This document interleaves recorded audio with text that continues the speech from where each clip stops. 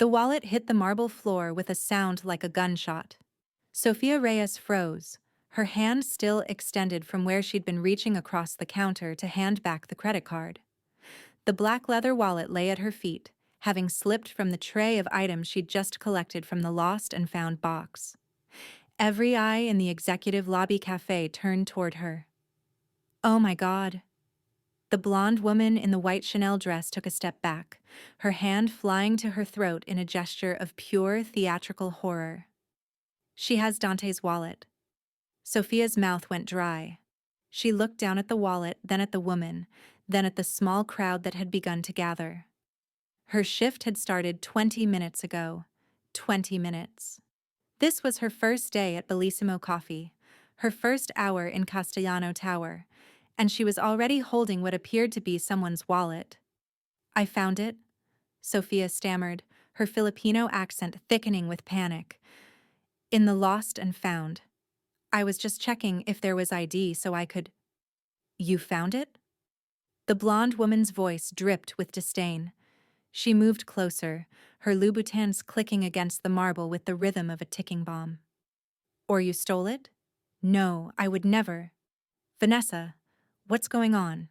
A deep voice cut through the lobby, and Sofia's heart stopped completely. The man walking toward them looked like he'd stepped out of a different reality. Dante Castellano was tall, well over 6 feet, with dark hair swept back from a face that belonged on Roman coins. He wore a charcoal suit that probably cost more than Sofia's entire year of nursing school tuition, and he moved with the kind of fluid grace that made everyone else look like they were moving through water. But it was his eyes that made her breath catch. Dark, almost black, and cold as winter stone. Darling. The blonde woman, Vanessa, rushed to him, her entire demeanor shifting. Thank God you're here. This girl has your wallet. I saw her take it from behind the counter. She was trying to hide it. What? Sofia's voice came out as a squeak. That's not— I didn't— Check your pocket, Vanessa said to Dante, her voice urgent. Your inside jacket pocket. I bet it's gone. Dante's hand went to his jacket. His expression didn't change, but something flickered in those dark eyes. The pocket was empty. I swear, I found it in the lost and found box. Sofia's hands were shaking so badly she could barely point to the cardboard box under the counter. Someone must have turned it in earlier. I was just checking for ID. Convenient story. Vanessa crossed her arms and Sofia saw the flash of a massive diamond engagement ring. Dante, call security. We need to search her before she hides anything else. If you're enjoying this story so far, don't forget to hit the like button and subscribe. Drop a comment telling me where in the world you're watching from. I love hearing from you. Sofia felt the world tilting. She'd come to New York 3 months ago, with dreams of finishing her nursing degree, of building a life, of finally escaping the poverty that had followed her family like a shadow. She'd taken this job because it paid $2 more per hour than anywhere else, because the tips were good, because it was a foot in the door of a world she'd only ever seen from the outside. And now she was going to be arrested. Deported, probably. Sent back to Manila with a criminal record and nothing to show for the years she'd spent scraping together tuition money. Please, she whispered, tears burning behind her eyes. I didn't steal anything. I promise. I swear on my mother's life. Your promises mean nothing. Vanessa turned to Dante, her expression one of practiced sympathy. I know it's hard, darling. She seems sweet. But these people, they come here and they think they can just take whatever they want. These people? Sofia's fear crystallized into something sharper. What do you mean, these people? I think you know exactly what I mean. The lobby had gone completely silent. Even Patrick, Sofia's manager, stood frozen behind the espresso machine, his face pale and useless. Dante still hadn't spoken. He was looking at Sofia with an expression she couldn't read, assessing, calculating, measuring her worth with the cold precision of a jeweler examining a stone. Security's on their way, Vanessa said, checking her phone. They'll handle this. Probably best if you don't watch, Dante.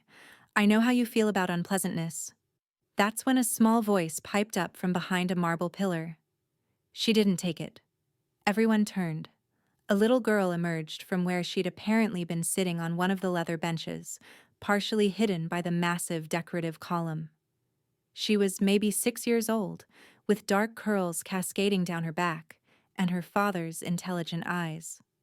She wore a school uniform, navy blazer, plaid skirt, and clutched a worn stuffed rabbit. Isabella. Dante's voice softened in a way that transformed his entire face. What are you doing down here? I thought you were upstairs with Miss Chen. I came down for hot chocolate. I've been sitting right there. Isabella pointed to the bench. I saw everything. Sweetheart, adults are talking. Vanessa started. She didn't take the wallet. Isabella's voice was clear and certain, the fearless declaration of a child who'd never learned to doubt her own eyes. It was already in the lost and found box. I watched her find it. She was looking for ID to call the owner. Vanessa's smile tightened. Bella, darling, you must have been looking at your tablet. You couldn't have seen. I wasn't on my tablet. I was watching. Isabella walked closer to her father, her small hand reaching for his. The wallet was there since yesterday, Daddy. I saw Mr. Chen from accounting turn it in. He found it in the bathroom. Remember? You were meeting with those men in suits, and you took off your jacket and left it on the sink counter. The silence that followed was profound. Dante's eyes hadn't left his daughter's face. You're certain? I'm certain. Isabella nodded firmly. The lady in the white dress is lying. Isabella! Vanessa's voice went shrill. You can't just accuse people of. I'm not accusing, I'm telling the truth. Isabella looked at Sofia, and Sofia saw genuine distress in those young eyes. She's crying, Daddy. The coffee lady is crying because she's scared. And she didn't do anything wrong. Sofia realized the little girl was right. Tears were streaming down her face, hot and humiliating. She tried to wipe them away, but they kept coming. All the fear and exhaustion and desperate hope of the last 3 months pouring out in the worst possible moment. Dante looked at Vanessa.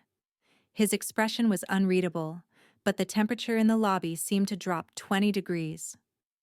Vanessa, why would my daughter lie? She's a child. She's confused. My daughter, Dante continued, his voice soft and deadly, has an eidetic memory. Do you know what that means? Vanessa's face had gone pale beneath her makeup. It means she remembers everything she sees. Perfectly. In detail. Dante pulled out his phone. Marco, I need you in the lobby. Bring the security tablet.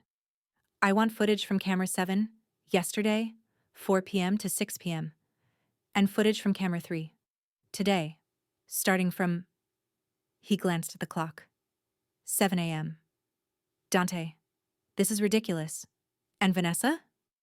He looked at his fiancée with eyes that had gone flat and empty. Don't move. The next 5 minutes felt like 5 hours. Sofia stood behind the counter, shaking, while Dante's head of security, a massive man with a neck like a tree trunk, pulled up footage on a tablet. Isabella climbed onto her father's lap, wrapping her arms around his neck, her rabbit tucked between them. Vanessa stood to the side, her arms crossed, her foot tapping an anxious rhythm against the marble. Here, boss. Marco held up the tablet.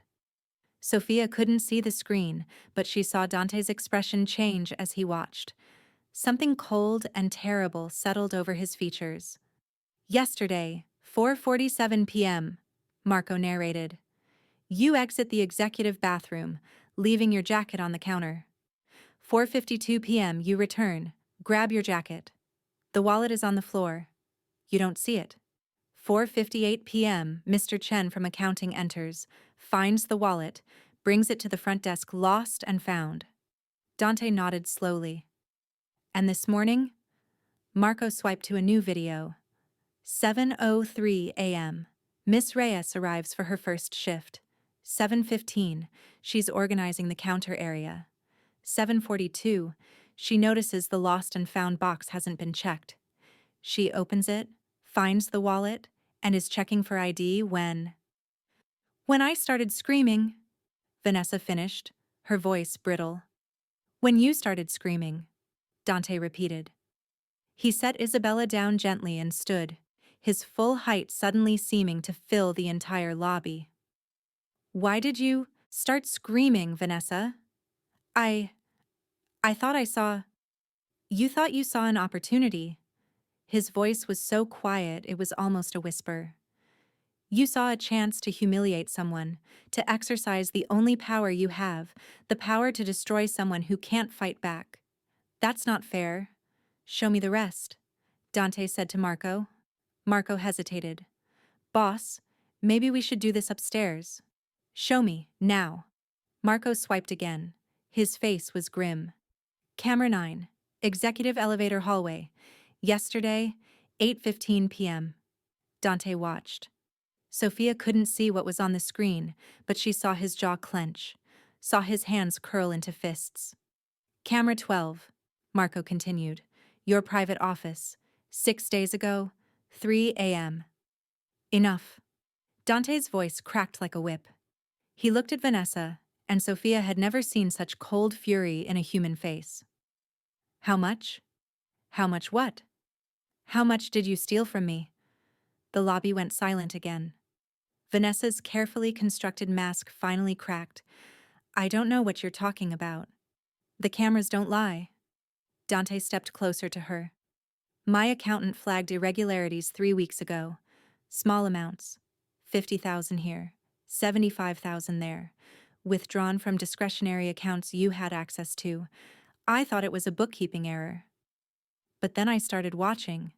Really watching. He pulled something from his pocket. A small black device. No bigger than a button. Do you know what this is? It's a tracker. I put it in your purse 4 days ago. He smiled, and it was terrifying. You went to the Cayman Islands on Tuesday. You told me you were at your mother's in Connecticut, but you were actually making a deposit to an account in your maiden name. Vanessa's face had gone from pale to gray. You've been spying on me? I've been protecting myself. From a thief. He turned to Marco. How much total? 2.3 million, Marco said quietly. Over 6 months. The number hung in the air like a guillotine blade. I was going to wait, Dante said, his voice conversational now, which somehow made it worse.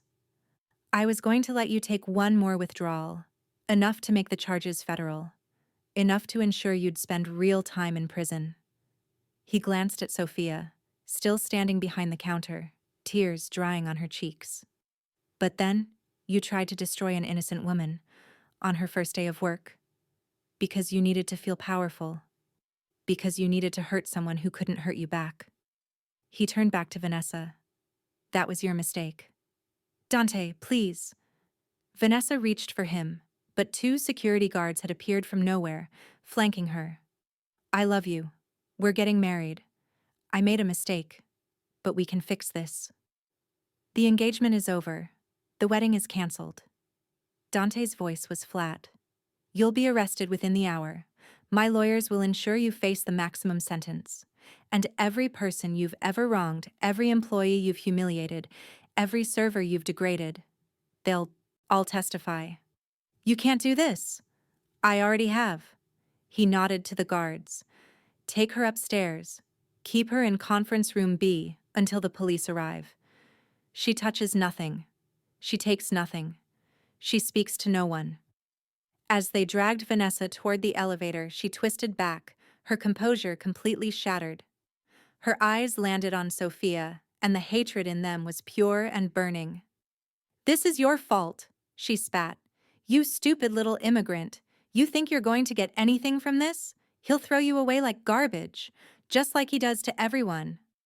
The elevator doors cut off her screaming. The lobby was silent. Isabella tugged on her father's sleeve. Daddy? Is the coffee lady okay? Dante looked at Sofia. Really looked at her. She was still standing behind the counter, her hands gripping the edge so hard her knuckles had gone white. Her cheap uniform was wrinkled, her hair was falling out of its ponytail, and her face was blotchy from crying. She looked terrified.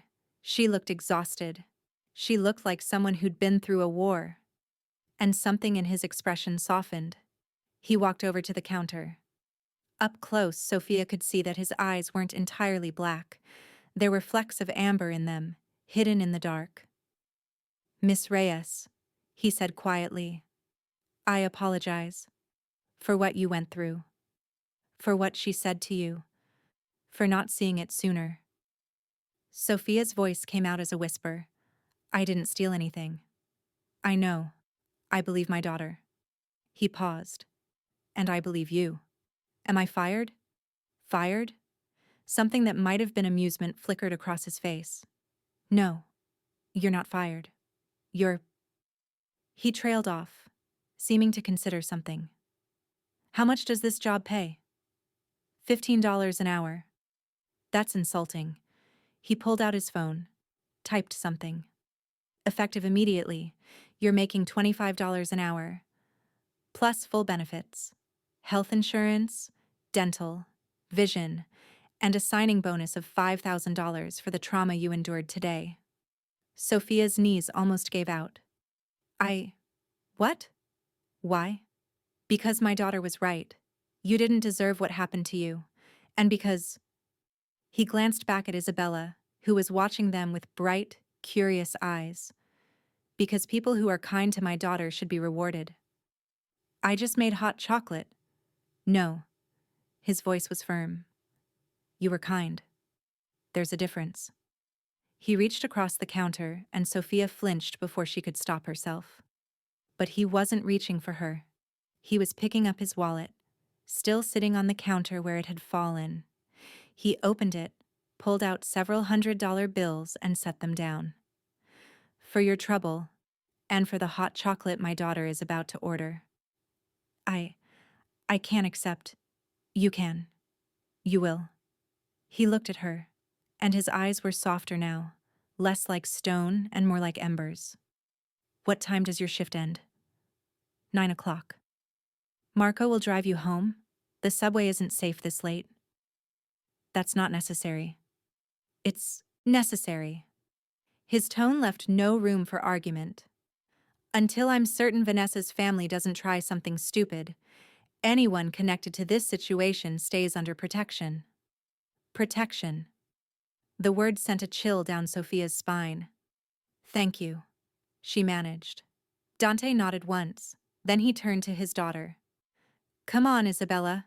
Let's get you that hot chocolate." As Sofia made the drink, her hands steadier now, muscle memory taking over. She listened to them talk. "Daddy, did I do good?" "You did perfect, Piccolina. You told the truth even when it was hard." "Vanessa was mad at me. Vanessa was wrong. About everything." He kissed the top of her head. "I'm proud of you." Sofia finished the hot chocolate, adding extra whipped cream and a dusting of cocoa powder in the shape of a heart. When she brought it around the counter, Isabella's eyes went wide. "It's beautiful." "For the bravest girl I've ever met," Sofia said softly. Isabella beamed. Then, before Sofia could react, the little girl threw her arms around Sofia's waist in a fierce hug. "Thank you for not being mean like Vanessa," Isabella whispered into Sofia's stomach. Sofia's eyes burned with fresh tears. She looked up and found Dante watching them, something unreadable in his expression. "Come on, Bella," he said gently. "Let Miss Reyes get back to work." As they walked toward the elevator, Isabella carrying her hot chocolate like precious treasure, Dante paused and looked back. "Miss Reyes, tomorrow, come to my office, 20th floor, 10 a.m. Sofia's stomach dropped. Did I do something wrong? No. His lips curved into something that might have been a smile. "I want to offer you a better job." The elevator doors closed before she could respond. Sofia stood in the empty lobby, her heart hammering, her mind reeling. Patrick emerged from the back room where he'd been hiding during the entire confrontation. Holy hell, he breathed. Do you know what just happened? I almost got arrested. No, you just got noticed. By Dante Castellano. Patrick's face was pale. That's either the best thing that's ever happened to you, or the most dangerous. Maybe both.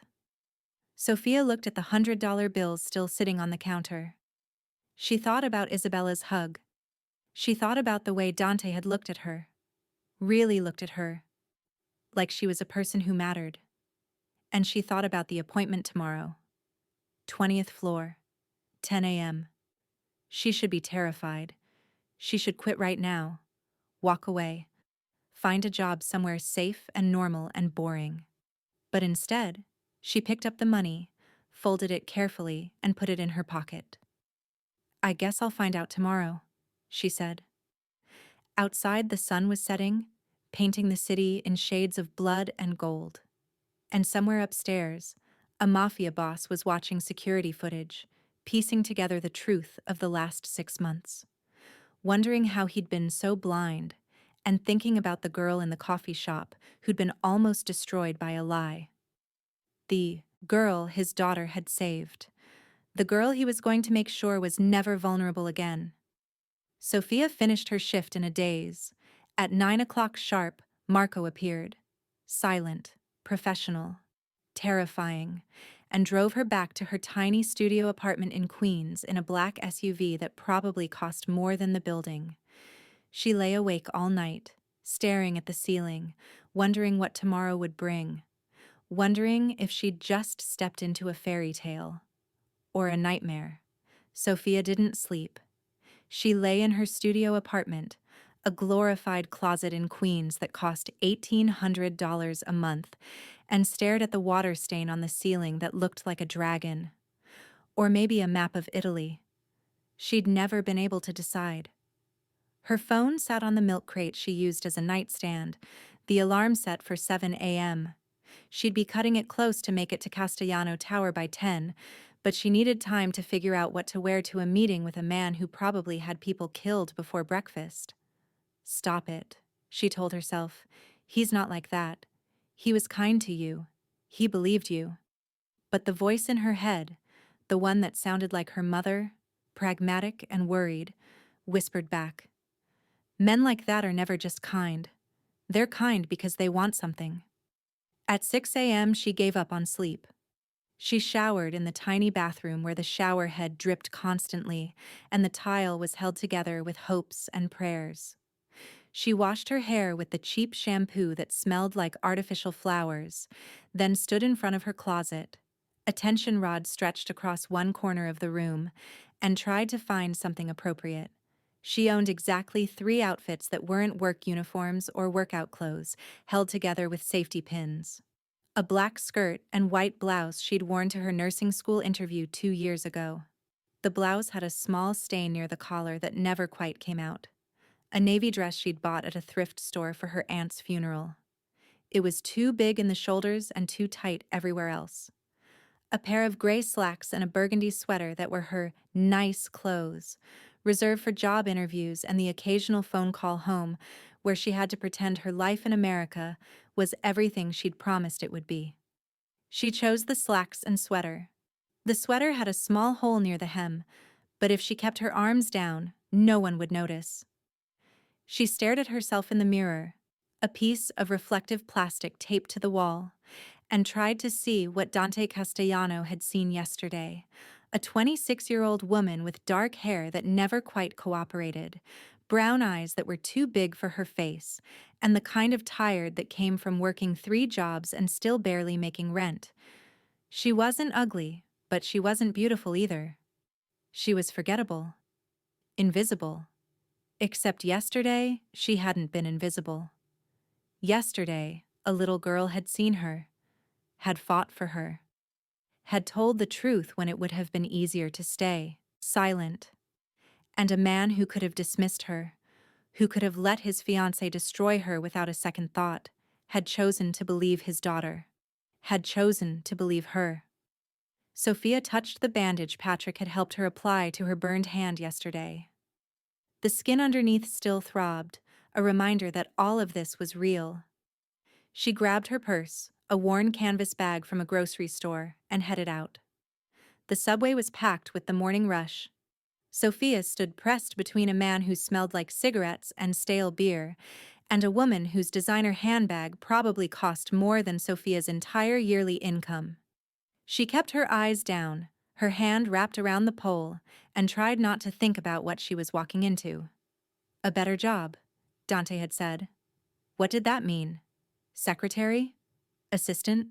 Something in accounting where she'd be hidden away in a back office, processing numbers for a man she'd never see again?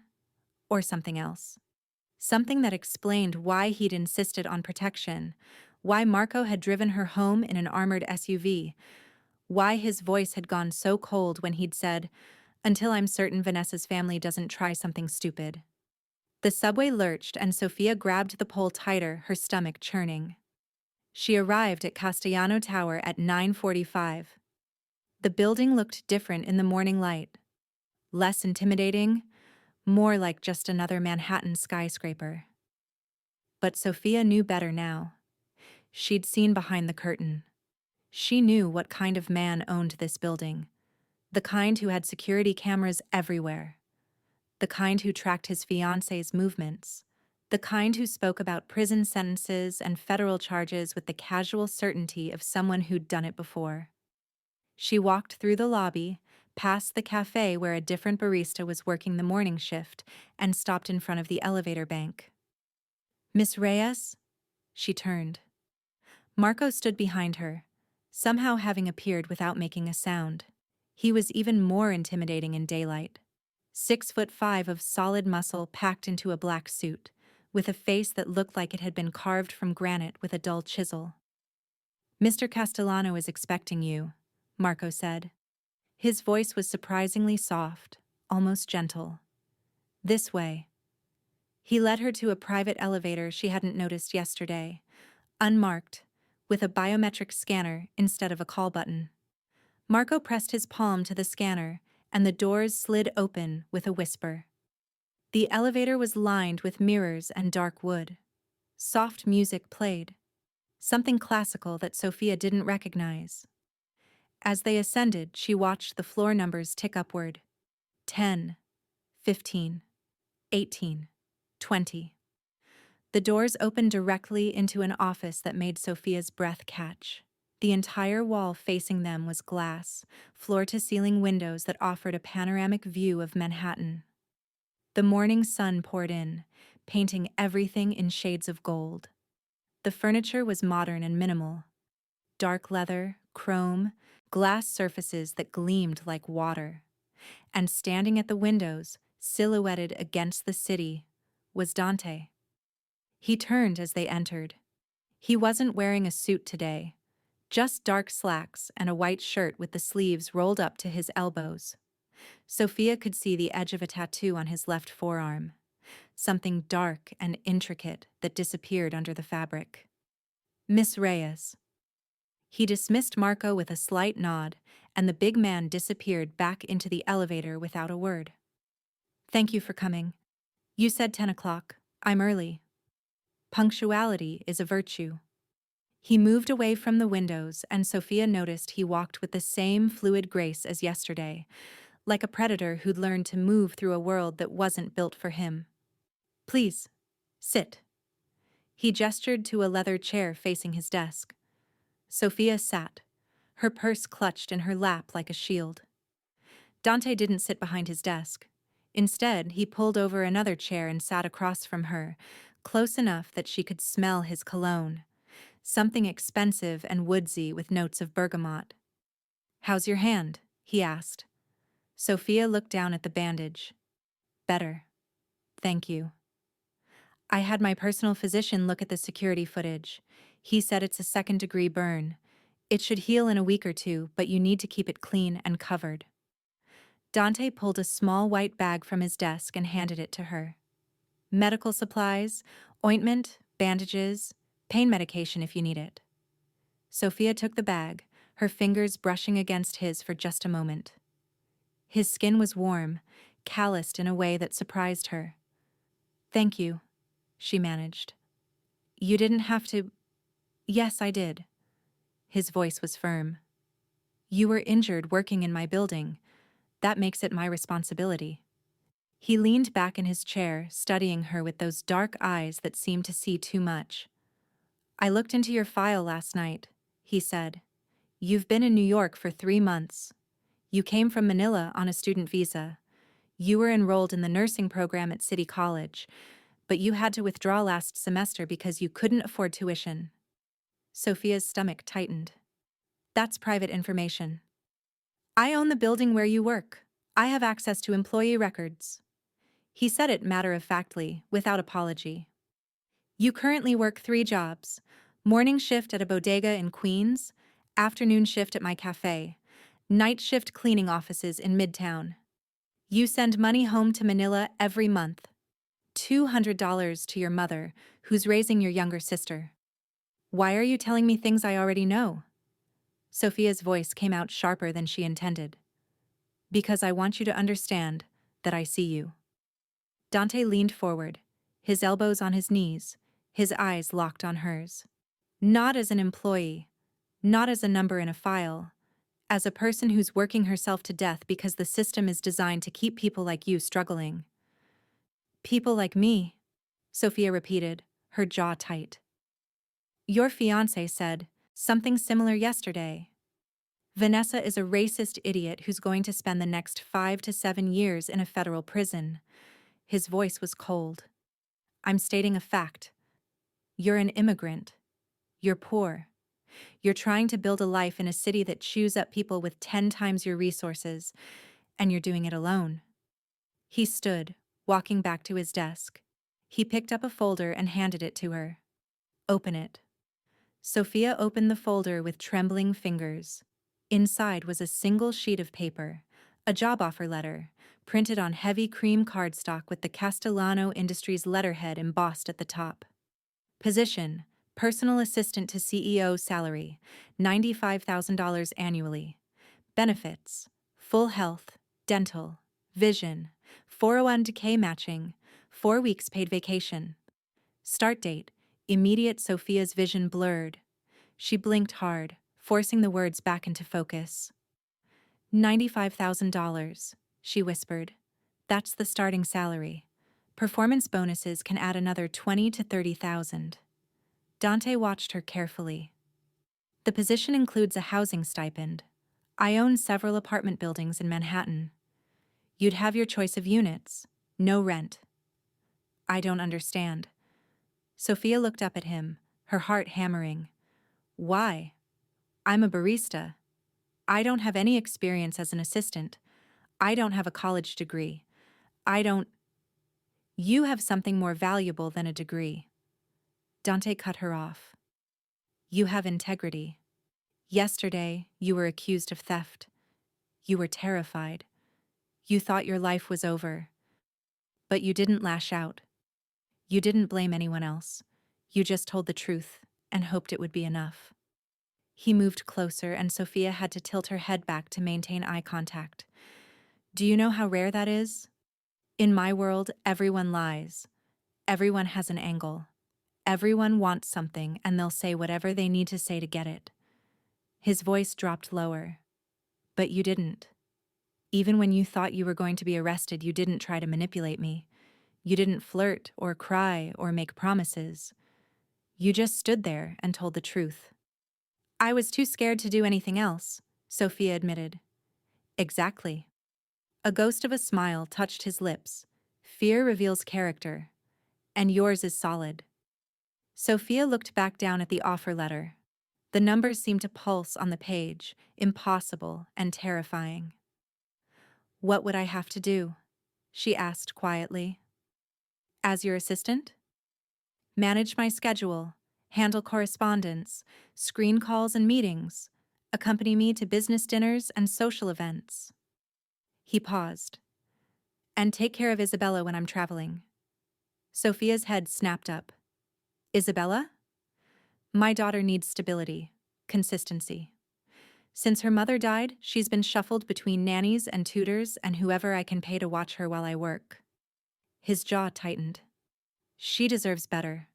She deserves someone who sees her as more than a paycheck. She had that, Sofia said softly. Yesterday, she had you. Something flickered in Dante's eyes. Surprise, maybe, or something deeper. I'm not good at being a father, he said. I inherited this business when I was 25. My own father died in a car accident, and suddenly I was responsible for a billion-dollar empire and all the complications that come with it. I had to be hard.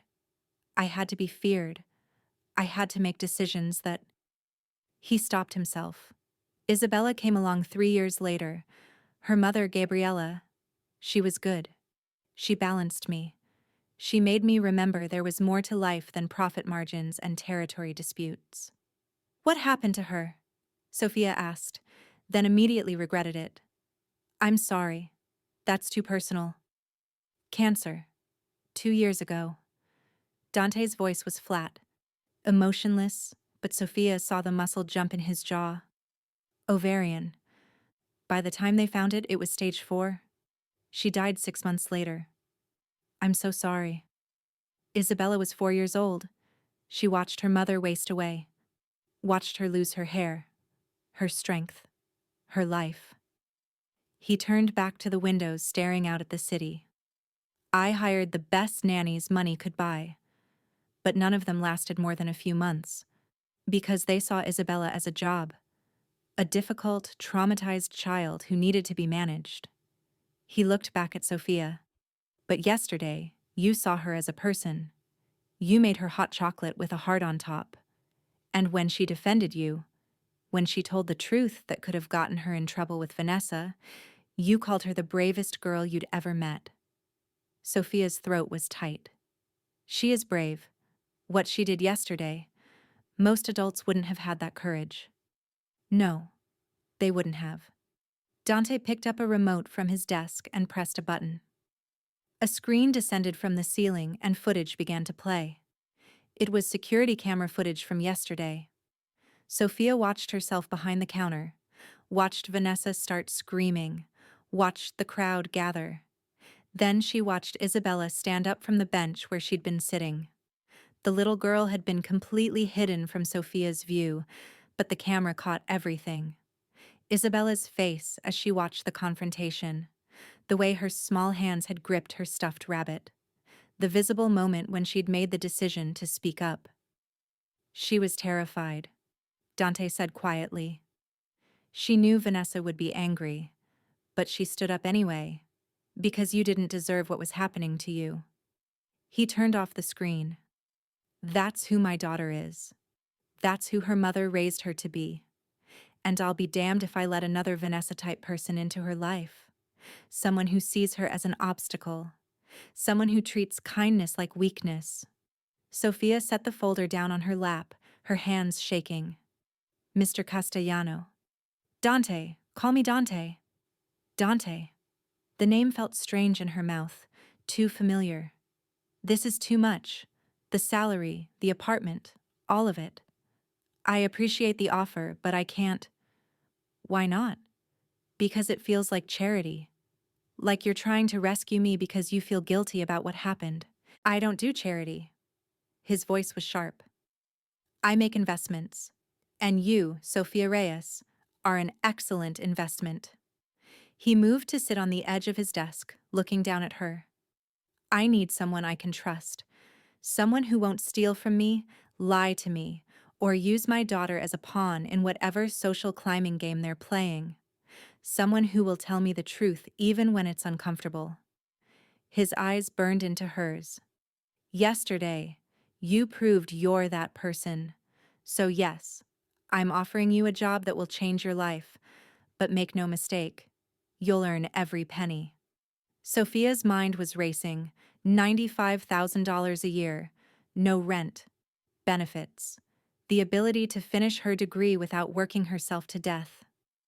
The ability to send real money home to her mother, to get her sister out of the factory where she worked 16-hour shifts making shoes for American tourists. But there was something else. Something unspoken in the way Dante was looking at her. "What's the catch?" she asked. "There's always a catch." Dante smiled, and it transformed his face. For a moment, he didn't look like a mafia boss or a CEO. He looked like a man who appreciated being challenged. "The catch is that you'll be in my world now. My real world. You'll see things that most people don't see. You'll meet people who are dangerous. You'll have to be smart, observant, and discreet." He paused.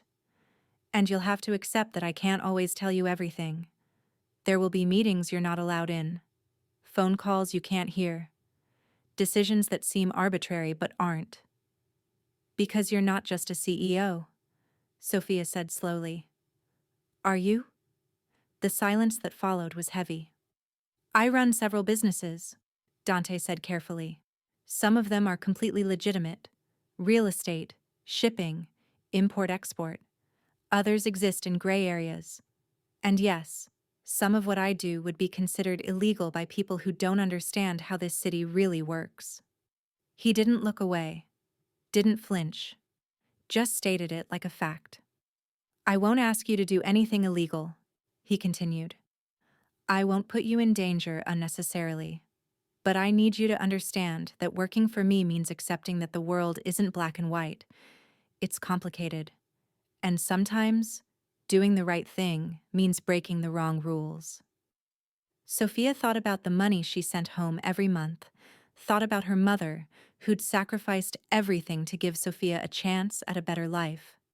Thought about her sister, 14 years old, already working in a factory because there was no other choice. Thought about Isabella, a 6-year-old girl who'd lost her mother and needed someone to see her, really see her. "If I say yes," Sofia said slowly, "I need guarantees." Dante raised an eyebrow. "Such as?" "I want a contract. In writing. Specifying my job duties, my salary, my hours. I want protection. Legal protection. If something goes wrong, if someone comes after me because of my association with you, I want to know you'll handle it. Done. I want to finish my nursing degree. Part-time, online, whatever works. But I want that option. I'll pay for it. Full tuition. And I want to be able to quit. If this doesn't work out, if I'm uncomfortable, I want to be able to walk away without retaliation." Dante studied her for a long moment. Then he extended his hand. "You have my word. And in my world, that means something." Sofia looked at his hand, looked at the offer letter, looked at the view of Manhattan spread out behind him like a kingdom. She thought about the dragon-shaped water stain on her ceiling, the shower that dripped, the 3 jobs that were slowly killing her. And she thought about Isabella's small arms wrapped around her waist, the bravest girl I've ever met. She took his hand. His grip was firm, warm, and just a fraction too long. "When do I start?" she asked. "Tomorrow, 9 a.m. Marco will pick you up from your apartment, your current apartment. By the end of the week, you'll be moved into your new place." He released her hand and pulled out his phone.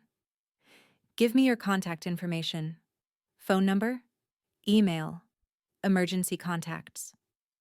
As Sofia rattled off her information, she watched him type it into his phone with surprising speed for someone whose hands looked like they'd been built for violence rather than touch screens.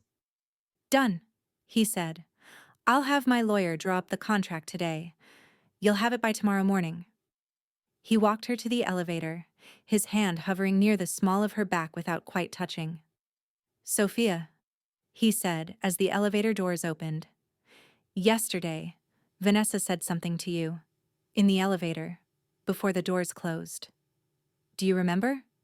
Sofia's stomach tightened. She remembered. She'd tried to forget, but the words had burned themselves into her memory.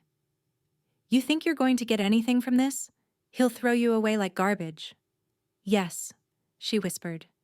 "She was wrong," Dante said. His voice was soft, but absolute. I don't throw away people who matter. And you matter. To my daughter. And to me. The elevator doors started to close. Sofia put her hand out to stop them. Why? She asked. Why do I matter to you? You don't even know me. Dante smiled, and it was sad and knowing all at once. Because yesterday, when you thought your life was over, you didn't curse. You didn't scream. You just stood there with tears running down your face and said, I swear on my mother's life. He paused. That told me everything I needed to know about who you are. The doors closed. Sofia rode the elevator down in silence, her heart hammering, the offer letter clutched in her shaking hands. She stepped out into the lobby, and the world looked different. The marble floors gleamed brighter. The people moving through the space seemed sharper, more real. She was different. Yesterday, she'd been invisible. Today, she'd been seen. Tomorrow, she'd step into a world she didn't understand, working for a man who was equal parts danger and salvation. But as she walked out into the bright morning sun, Sofia felt something she hadn't felt in years. Hope. Sofia's new apartment was on the Upper West Side, 15th floor, with windows that overlooked Central Park. She stood in the empty living room, hardwood floors gleaming, crown molding perfect, the kind of space that belonged in magazines, and tried to remember how to breathe. It's too much, she whispered to Marco, who stood by the door with his arms crossed, watching her with something that might have been amusement. Boss says you get your choice of 3 units. This one in Tribeca, or one in the financial district. Marco's voice was gravelly but not unkind. Personally, I'd take this one. Good security. Doorman, close to the park. Good for running if you're into that. I can't afford this. You're not paying rent, it's part of your compensation package. Marco pulled out his phone. Boss also said to give you this. He showed her a bank app. Her name was at the top. Below it, a balance that made her knees weak. $10,000. First month's salary advance, Marco explained. Plus the signing bonus. He figured you'd need furniture, clothes for work, stuff like that. Sofia sat down on the floor because her legs wouldn't hold her anymore. She put her head between her knees and tried not to hyperventilate. This was real. This was actually happening. 2 days ago, she'd been sleeping on a mattress on the floor of a studio that smelled like mildew and her neighbor's cooking.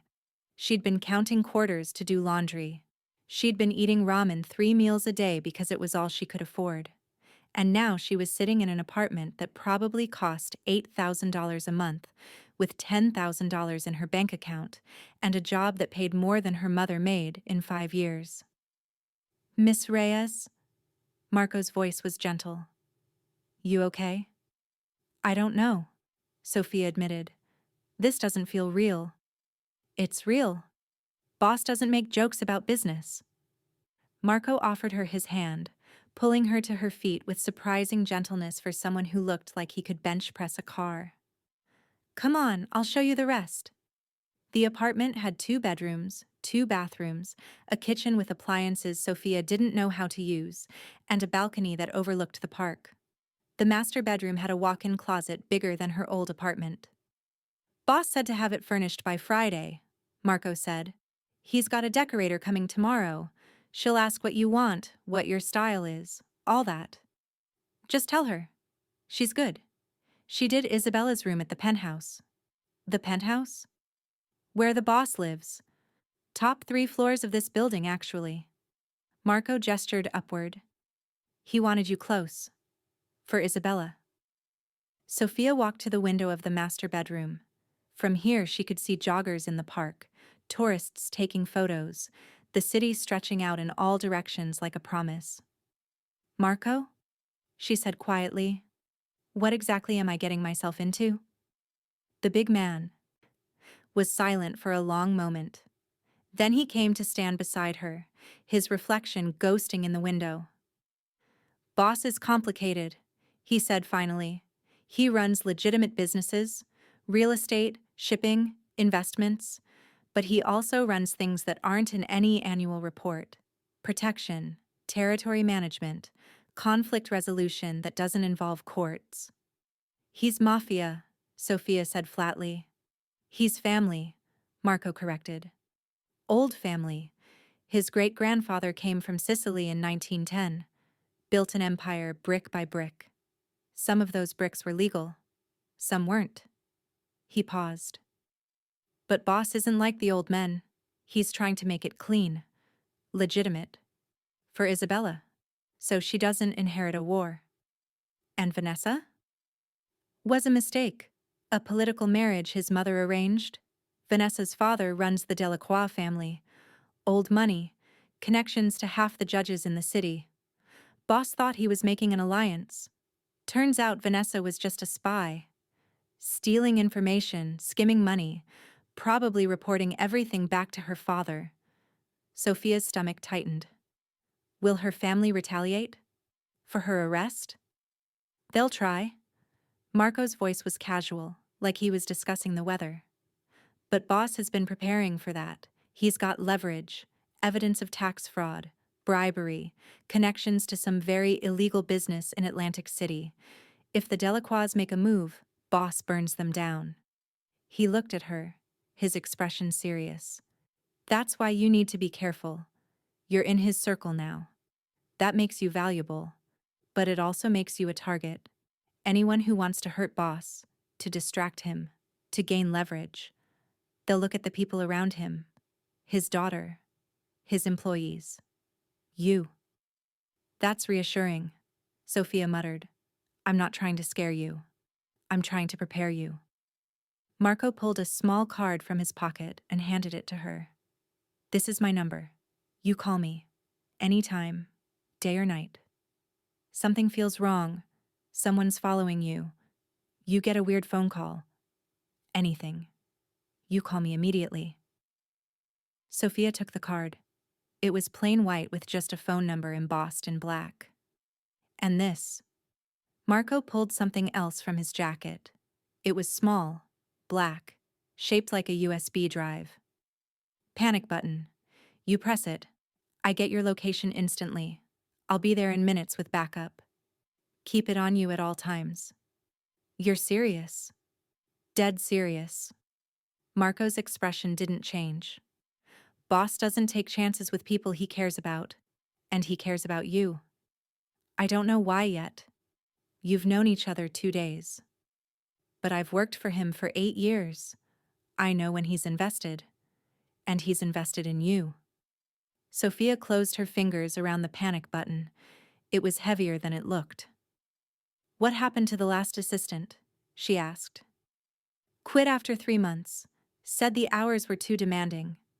Truth was, she couldn't handle the reality. She wanted the fancy title and the salary.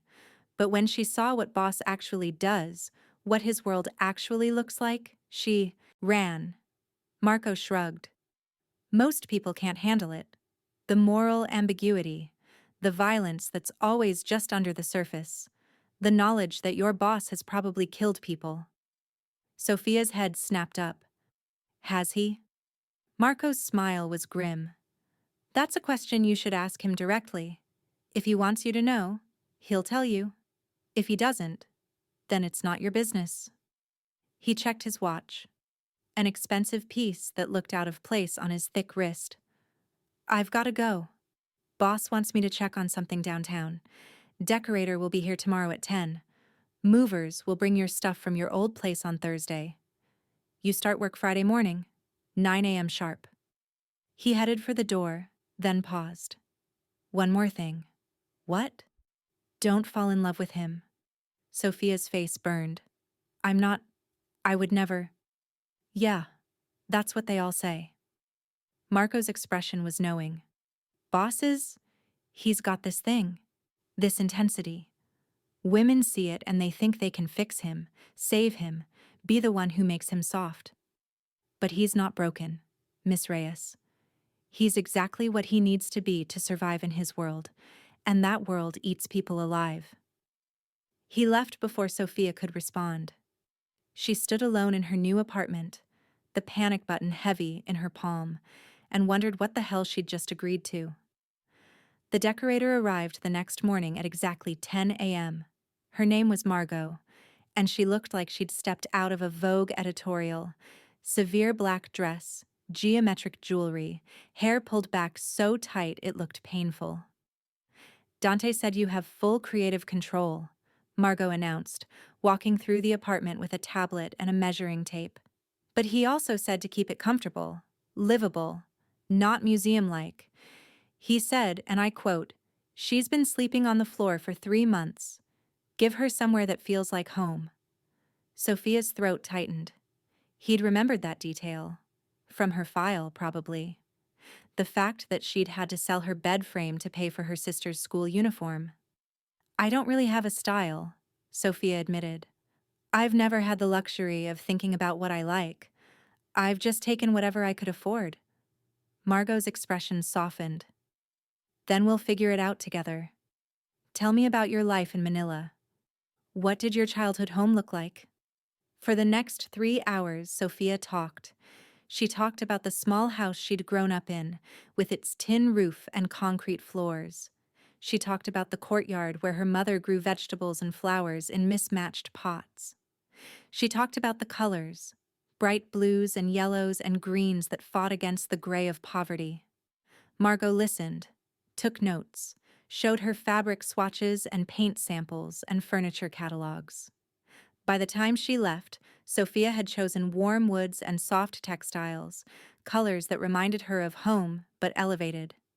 Furniture that looked expensive but felt comfortable. Art that was bold and alive. "It'll be ready by Friday," Margot promised. "Fully furnished, fully stocked. Kitchen, bathrooms, everything. You'll just need to bring your personal items." After Margot left, Sofia sat on the floor of her empty apartment and called her mother. It was evening in Manila.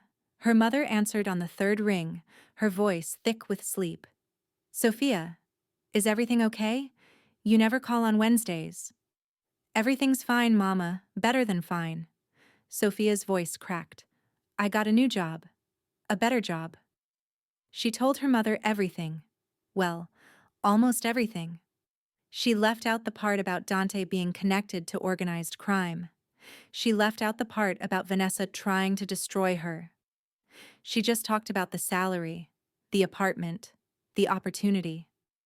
Her mother cried, Sofia cried, and for the first time in years the tears weren't about fear or exhaustion or despair. They were about hope. "You did it, anak," her mother whispered. The Filipino endearment, "my child," hit Sofia right in the chest. "You made it. You survived." "I'm going to send more money," Sofia promised. "Enough for Maria's school. Enough for you to stop working nights at the factory. Enough for—" "No." Her mother's voice was firm. "You send what you can, but you save the rest. You build your life. That's what I want. That's what I've always wanted." After they hung up, Sofia sat in the silence of her new apartment and let herself believe it. She'd made it. She'd survived. Friday morning arrived too quickly. Sofia woke up at 6 a.m. in her fully furnished apartment. The bed was cloud-soft, the sheets were Egyptian cotton, and the sunrise poured through the windows like liquid gold. She showered in a bathroom with water pressure that actually worked, styled her hair with the new products Margot had stocked for her, and stood in front of her new closet, fully loaded with work-appropriate clothes in her size, trying to decide what to wear. She chose a navy sheath dress and nude heels. Simple, professional, not trying too hard. At 8:45, Marco knocked on her door. "Ready?" he asked. "No," Sofia admitted, "but let's go anyway." The ride down the elevator felt like descending into another world.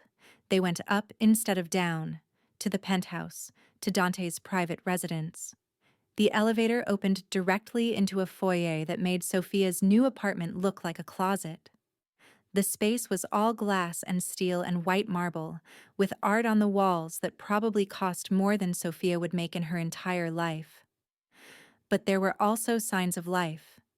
Isabella's backpack tossed on a chair, a pair of small shoes by the door, drawings stuck to the refrigerator with magnets.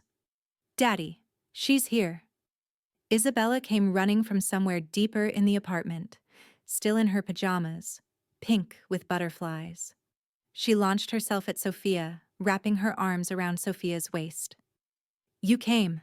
Daddy said you were starting today, but I wasn't sure if it was real or if I dreamed it, because sometimes I dream things and they don't happen, but you're really here. Sofia laughed, the sound surprised out of her. I'm really here. Good. Because Miss Chen quit yesterday, and the new nanny Daddy hired is mean, and she said I couldn't have pancakes for breakfast because they're too messy, but Daddy said I could, because it's Friday, and Friday is pancake day, and… Isabella, breathe. Dante emerged from what Sofia assumed was his office. He was dressed for work. Charcoal suit, white shirt, no tie yet.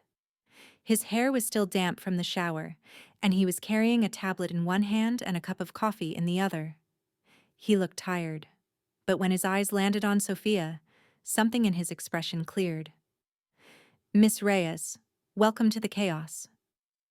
It's Sofia, she said. If I'm going to live here half the time, you should probably use my first name. Sofia. The way he said it sent a shiver down her spine. Did you sleep well? Is the apartment acceptable? It's perfect. More than perfect.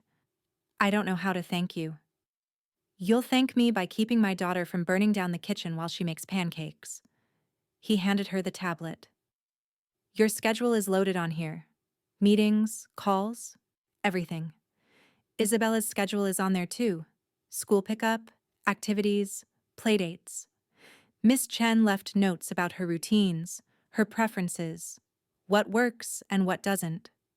He set down his coffee and crouched in front of Isabella. Bella, I need you to listen to me.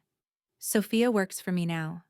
That means when I'm not here, you listen to her.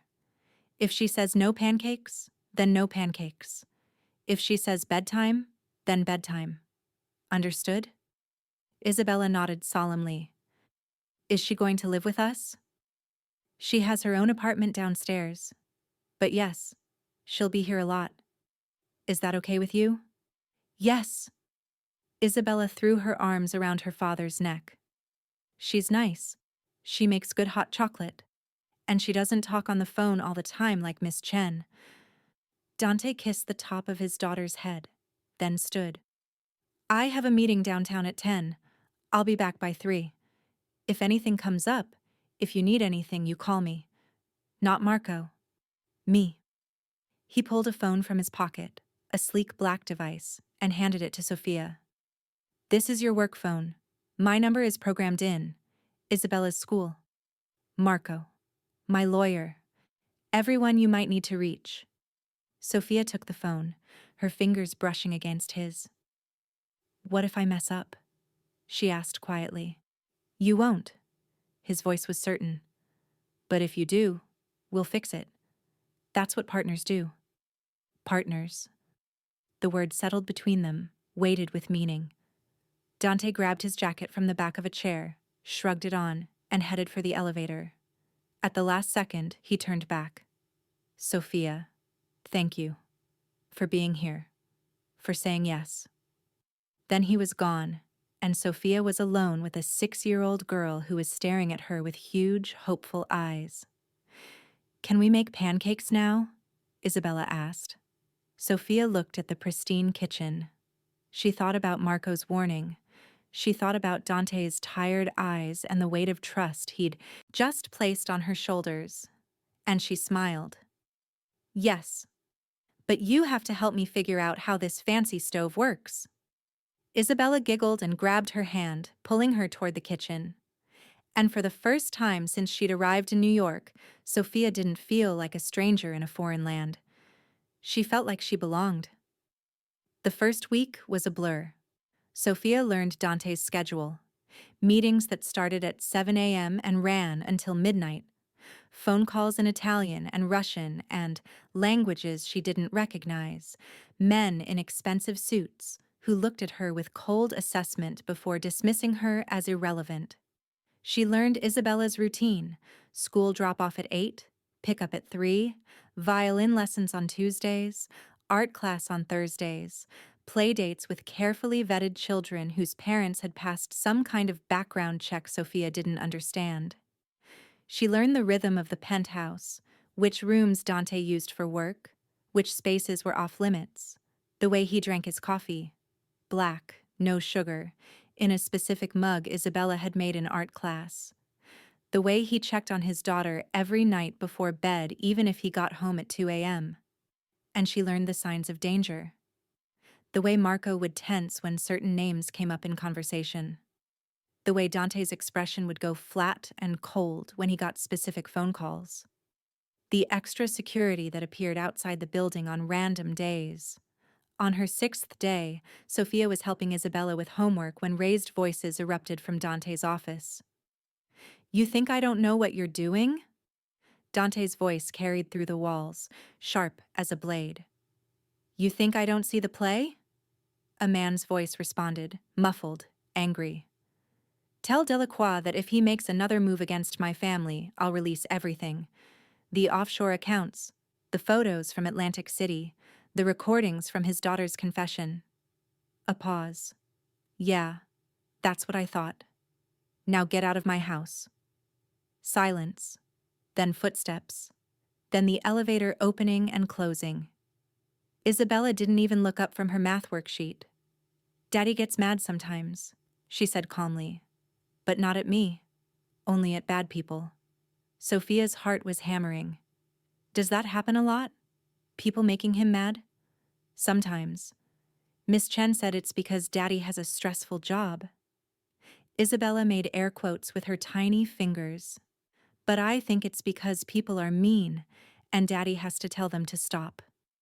The simplicity of it, the childish reduction of violence and territory disputes and organized crime to "people are mean," made Sofia want to laugh and cry at the same time. Dante emerged from his office a few minutes later. His expression was thunderous, his jaw tight, his hands clenched into fists. Then he saw Isabella working on her homework with Sofia beside her, and something in his face softened. "How's the math going?" he asked. "Hard, but Sofia's helping. She's really good at division." "Is she?" Dante's eyes met Sofia's across the room. "That's good. I was never good at math." "Yes, you were," Isabella said. "You always help me with my homework." "That's different.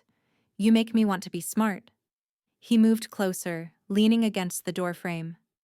"Sofia, can I see you for a moment? In my office?" Sofia's stomach dropped. Of course. She followed him into his office, a massive space with floor-to-ceiling windows, dark furniture, and absolutely no personal items except for a single photo of Isabella on his desk. Dante closed the door behind them. "That man who was just here," Sofia started. "Should I be worried?" "No." Dante cut her off. "He's handled. But I need to tell you something." He walked to his desk, pulled open a drawer, and took out a folder. He handed it to her. Inside were photos. Vanessa walking into a federal courthouse. Vanessa in handcuffs. Vanessa's father, Antoine Delacroix, screaming at reporters outside the courthouse, and newspaper clippings with headlines that made Sofia's blood run cold. Delacroix family empire under investigation. FBI raids. Delacroix properties across Manhattan. Vanessa Delacroix faces 40 counts of fraud and embezzlement. "It's done," Dante said quietly. "The trial starts next month. She'll be convicted. Her father's businesses are being dismantled. By this time next year, the Delacroix name will be worthless." Sofia looked up at him. "You did this." "I protected what's mine." His voice was hard. "She tried to steal from me. She tried to destroy you. She used my daughter as a pawn. There are consequences for that." "And her father? The man who was just here?" "Tried to threaten me. Said if I didn't drop the charges against Vanessa, He'd go after my business interests, my properties, my family. Dante's smile was cold. I explained that I have enough evidence to put him in prison for the rest of his life. I explained that if anything happens to me, to Isabella, or to anyone under my protection, that evidence gets released to every law enforcement agency in the country. His eyes locked onto Sofia's. That includes you. You're under my protection now. Anyone who touches you answers to me. Sofia's hands were shaking. The folder slipped from her fingers, photos scattering across the floor. I'm not a damsel, she whispered. I don't need you to fight my battles. I know you're not. Yesterday you dealt with Isabella's teacher who is being passive-aggressive about her homework. Last week you fired the cleaning service because they were overcharging me. This morning you negotiated with my accountant about budget allocations and won. His expression was almost admiring. You're one of the strongest people I've ever met, Sofia, but strength doesn't mean you have to fight alone. He bent down, gathering the scattered photos. When he straightened, he was close enough that Sofia could see the gold flecks in his dark eyes. In my world, loyalty is everything. You're loyal to Isabella. You're loyal to me. That makes you family. And I protect my family. Even when it means destroying other families? The words came out sharper than Sofia intended. Especially then. No hesitation, no apology. The Delacroix made their choice. They chose greed over honor. They chose to attack rather than negotiate. In my world, there are rules. They broke them. Now they pay. Sofia should have been horrified. She should have been running for the door. Instead, she found herself asking, what happens now? Now? Dante set the photos back in the folder. Now you keep doing what you're doing. Take care of Isabella. Manage my schedule. Be the person I know you are. He paused. And if you want to quit, if this is too much, you can walk away. No consequences. I'll give you a reference. I'll help you find another job. I meant what I said about you being able to leave. Sofia looked at the door. Then she looked at the photo of Isabella on his desk. Then she looked at Dante. This complicated, dangerous man who'd given her a life she'd never dreamed possible. I'm not quitting, she said, but I need you to be honest with me. Always. If there's danger, if something's coming, I need to know. I can't protect Isabella if I'm blind. Dante studied her for a long moment. Then he nodded. Deal. No more secrets. Not about things that affect you or Bella. He extended his hand. Sofia took it. And as their fingers intertwined, something shifted in the air between them. Something that had nothing to do with business and everything to do with the way he was looking at her, like she was something precious, something worth protecting, something worth keeping. We should get back, Sofia said, her voice breathier than she intended. Isabella's probably finished her homework. Probably. But Dante didn't let go of her hand. Sofia, thank you. For staying. For trusting me. I know I'm asking a lot. You're giving a lot too, she pointed out. Not enough. Never enough for what you've given me. His thumb brushed across her knuckles, a touch so light she might have imagined it. Peace. You've given me peace. For the first time in 2 years, I come home and it doesn't feel empty. Isabella smiles again, laughs again, and it's because of you. Sofia's heart was hammering so hard she was sure he could hear it. Dante? A crash from the other room, followed by Isabella's voice. It's okay. Nothing broke. Probably. They both laughed, the moment fracturing. Dante released her hand and headed for the door. Come on, let's see what disaster she's created now. But as they walked back to find Isabella surrounded by art supplies and covered in glitter, Sofia couldn't shake the memory of his touch. Or the way he'd looked at her. Like she was the answer to a question he'd been too afraid to ask. If you're hooked on this story, make sure to subscribe and turn on notifications so you never miss an upload. Your support means everything and helps me bring you more emotional stories like this one. 3 months passed like a dream Sofia kept waiting to wake up from. She settled into the rhythm of Dante's world, the early mornings, the late nights, the careful dance between legitimate business and the shadows underneath. She learned to read his moods, to know when he needed coffee and silence, when he needed her to handle a problem, when he needed her to just be there. And Isabella bloomed. The quiet, traumatized little girl transformed into someone brighter, louder, more herself. She painted murals on her bedroom walls with Dante's permission. She brought home stray cats, which they couldn't keep, but Dante donated to the shelter anyway. She started calling Sofia Sophie, and then, one morning over pancakes, accidentally said "Mama" before catching herself, her face going red. Sofia had pretended not to notice the way Dante's hand had tightened around his coffee mug, or the way he'd looked at her across the table with something raw and unguarded in his eyes. They didn't talk about it. They didn't talk about a lot of things. Like the way his hand lingered on her lower back when they walked into business dinners, or the way she'd started staying later than necessary, finding excuses to be near him. Or the way Isabella had started asking when Sofia was going to move into the penthouse permanently. It was safer not to talk about it. Safer to maintain the boundaries, to remember that she worked for him, that this was business, that crossing that line would complicate everything. But then, Vanessa's trial ended. Guilty on all counts.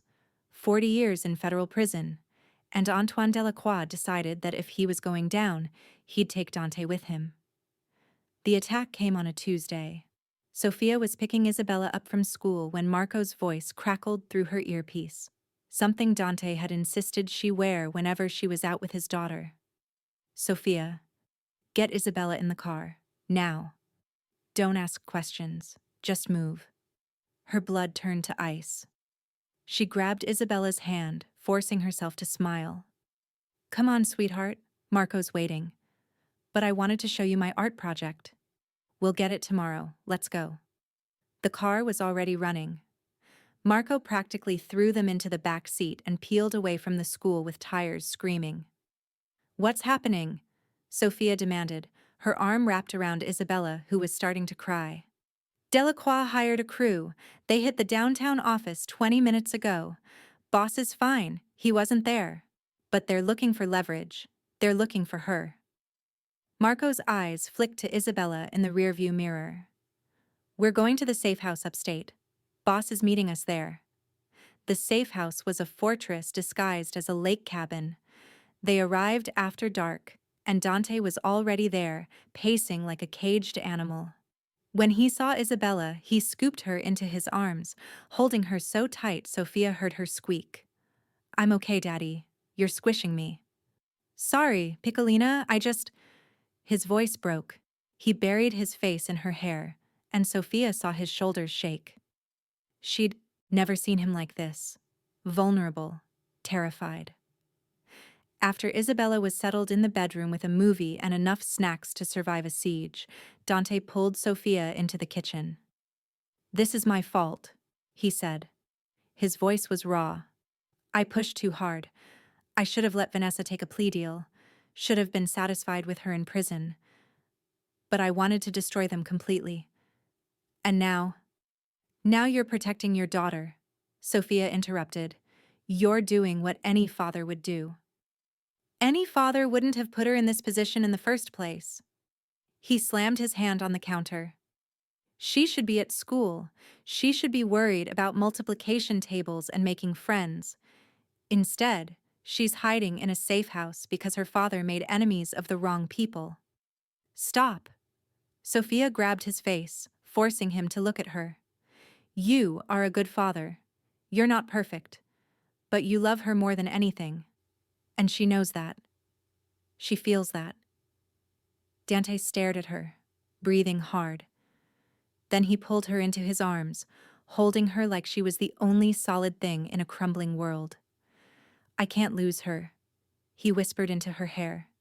I can't lose either of you. Either of you.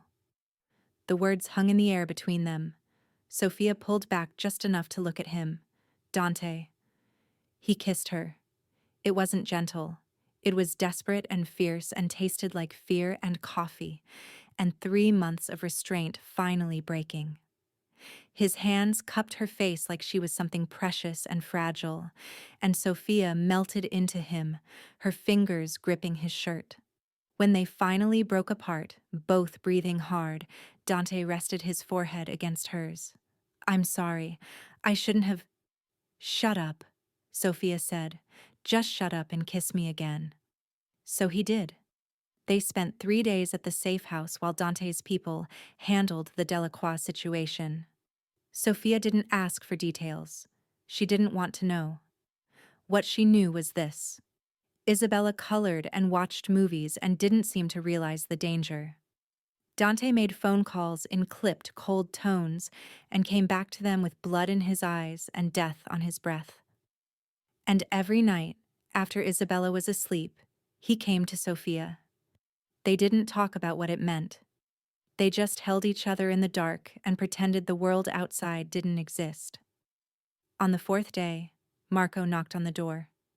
It's done, boss. Delacroix is in custody. Federal charges. His crew scattered. It's over.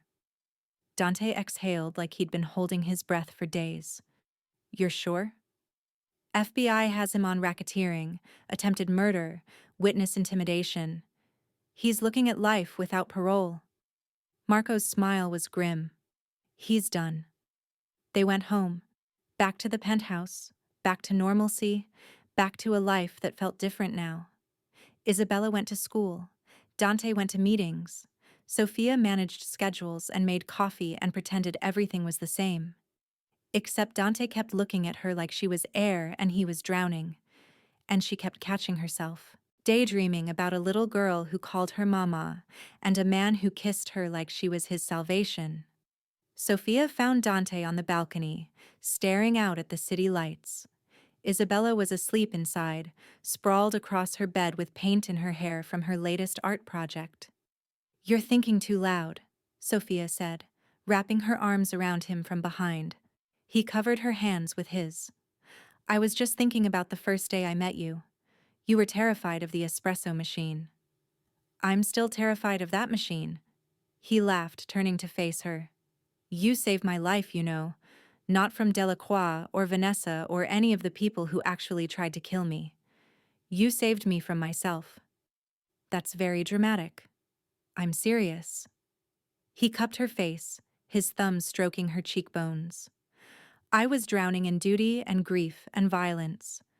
And then you walked into my life with your burned hand and your honesty and your refusal to be anything other than yourself. Dante, marry me. Sofia froze. What? Marry me. Make it official. Be my partner in everything, not just business. He pulled a small box from his pocket. Inside was a ring, a sapphire surrounded by diamonds. I know it's fast. I know it's complicated. I know I'm asking you to tie yourself to a man who lives in shadows. But I love you, Sofia. And I hope, you love me too. Sofia looked at the ring, then at Dante. Then through the glass doors at Isabella, sleeping peacefully. She thought about the girl who'd arrived in New York with nothing but dreams and desperation. The girl who'd been accused of theft and almost destroyed. The girl who'd been saved by a 6-year-old's courage and a man's capacity for belief. Yes, she whispered. Yes, I'll marry you. Dante slid the ring onto her finger, then kissed her until the city spun around them. Inside, Isabella stirred, smiled in her sleep, and dreamed of a mother who made hot chocolate with hearts on top and a father who finally looked happy. And in the morning, when she woke up and saw Sofia's ring, she shrieked with joy so loud the neighbors 3 floors down complained. But nobody cared. Because sometimes the best families are the ones you choose, and sometimes stealing a wallet, or being accused of stealing one, leads you exactly where you were meant to be all along. Thank you so much for watching until the end. If you loved this story, check out the other videos on your screen now. I think you'll really enjoy them. And don't forget to subscribe if you haven't already. See you in the next story.